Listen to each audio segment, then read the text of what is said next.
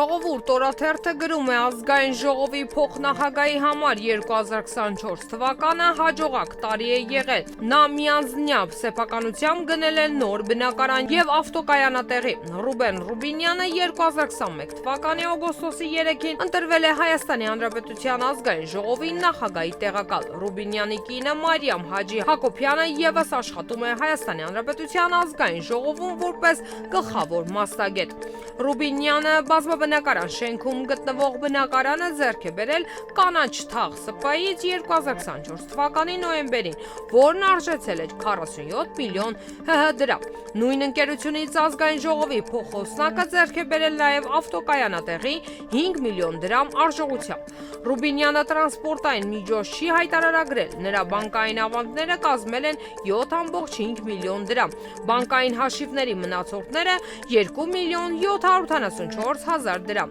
Ռուբեն Ռուբինյանի տարեկան եկամուտները կազմել են 17 միլիոն 373 հազար դրամ, որից 14 միլիոն 229 հազար դրամն աշխատանքի վարձատրություն է։ Ազգային ժողովի աշխատակազմից 2 միլիոն 836 հազար դրամը Հայաստանի Հանրապետության ֆինանսների նախարարությունից ստացված եկամուտ է, որը եկամտահարկի վերադարձի օրենքով բնակարանի հիպոթեկի մայր գումարի մնացորդը մարելու համար է։ Տարեկան եկամտից 307.479 դրամը այլ եկամուտ է Ինեկոբանկից։ Ստացված վարկերի եւ փոխառությունների մայր գումարի մնացորդը հաշվետու տարվա դեկտեմբերի 31-ի դրությամբ կազմել է 31 միլիոն 302 հազար դրամ, որը բնակարանի հիպոթեկի մայր գումարի մնացորդն է։ Եթե փորձենք համեմատել Ռուբեն Ռուբինյանի 2018 թվականին որպես Հայաստանի Հանրապետության արտաքին գործերի նախարարի տեղակալ ներկայացրած հայտարարագիրը, ներկայիս հայտարարագրի հետ կստացվի, որ Ռուբինյանը միայն 7 տարի անց կարողացավ բովանդակություն տալ հայտարարագրի աղյուսակին, բանն այն է, որ նա այդ շրջանում ոչ տուն է ունեցել, ոչ ավտոմեքենա։ 2018 թվականին նա ունեցել է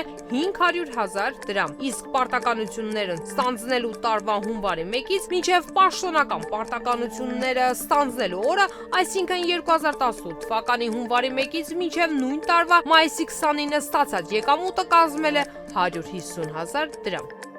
Հրապարակ թերթը գրում է մեր տեղեկություններով Նորք Մարաշ վարչական շրջանի ղեկավարի տեղակալ Տիգրան Վարդապետյանը, որը գլխավոր դատախազ Աննա Վարդապետյանի եղբայրն է, աշխատանքից ազատվել է։ Նորք Մարաշի վարչական ղեկավար Միքայել Օհանյանը մեծ զրույցում հաստատեց տեղեկությունը, նշելով, որ նա սեփական դիմումի համաձայն է ազատվել։ 15-20 օր առաջ տեղափոխվել է մասսավոր ոլորտ։ Տիգրան Վարդապետյանի փոխարեն նշանակվել է Արթուր Մաղաքյանը, որի մասին թաղապետն ասաց, մոտորերս կայքում կենսագրությունը կհրապարակվի։ Նշենք, որ Տիգրան Վարդապետյանը 2021-ից 22 թվականներին աշխատել է Management Systems International-ում ԱՄՆ ՄԶԳ որպես փորձագետ Սյունիքի մարզ։ 2022-ի նշանակվել է Նորք Մարաշ վարչական շրջանի քաղաքաշինության եւ հող օգտագործման բաժնի պետ, երբ քույրը Փաշինյանի օգնականն էր։ Իսկ երբ Աննա Վարդապետյանը նշանակվեց գլխավոր դատախազ, եղբայրն էլ սինխրոն առաջխաղացում ունեցավ, նշանակվելով թաղապետի տեղակալ։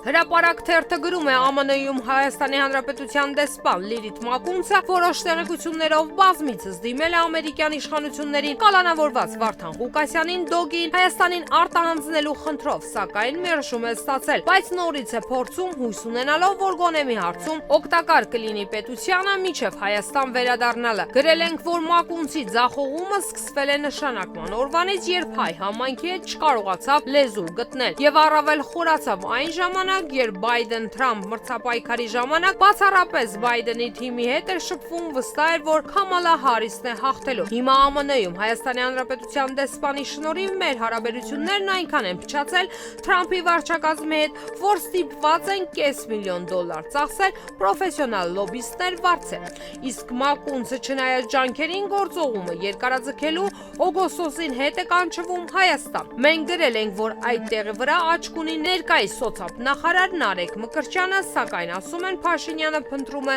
հմուտ դիվանագետ։ Ժողովուրդ օրաթերթը գրում է Հայաստանի Հանրապետության վարչապետ Նիկոլ Փաշինյանը Սահմանադրական դատարանի դատավորի պաշտոնում ներկայացրել է Հանրապետություն կուսակցության խորհրդի անդամ Արտակ Զեյնալյանին։ Ժողովուրդ օրաթերթի տեղեկություններով Սահմանադրական դատարանի ներսում Զեյնալյանի թեկնածությունն ընդունվել է սառն ընդունելությամբ։ Դատարանի մի շարք անդամներ նախընտրում էին տեսնել ազգային ժողով պետաիրավական հանձնաժողովի նախագահ Վլադիմիր Վարդանյանին, սակայն Փաշինյանը որոշել է Վարդանյանին պահել խորհրդարանում, իսկ Սահմանադրական դատարան ուղարկել Զեյնալյանին։ Արդյունքում Սահմանադրական դատարանի դատավորները անկախ իրենց նախընտրություններից ստիպված են լինելու համագործակցել Զեյնալյանի հետ։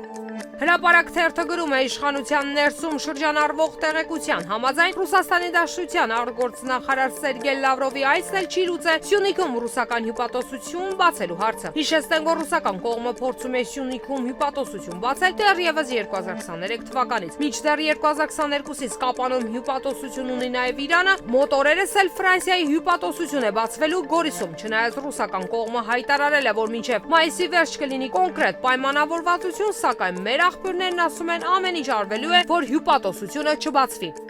Փաստորաթերթը գրում է զինվորական պարտադիր ժամկետային ծառայությունից փողով ազատվելու մասին օրենքի նախագիծն այս օրերին բազմատեսակ, հիմնականում արդարացված ու տեղին քննադատական արձագանքների գնահատականների առարկա դարձավ Փաշինյանական իշխանության։ Ներկայացուցիչը հիմնվելով այն իրողության վրա, որ բազմաթիվ ծնողներ դիմում են ամենատարբեր քայլերի, այդ թվում նախազորակոչային տարիքում քաղաքացիության փոփոխության եւ այլն, որպես իրենց զավակներին ազատեն բանակից, առաջարկում է այդ հարցը դնել օրինական հիմքերի վրա։ Հատկանշական հանգամանք է այն, որ Փաշինյանի կառավարության անդամները առաջին հերթին պաշտպանության նախարարը միանգամից ու կտրուկ չմերժեցին այդ առաջարկությունը, այլ այստեղ քննարկման թեմա տեսան։ Այսինքն մեծ հաշվով նման մոտեցումն իրենց համար ընդունելի է, իսկ քննարկման ենթակա են ինչ-ինչ դետալներ, մինչդեռ իրապես ազգային ու սոցիալական մոտեցումներ ունեցող որևէ մեկը պետք է որի սկզբանե մերժեր առաջարկվող անընդունելի նախագիծը։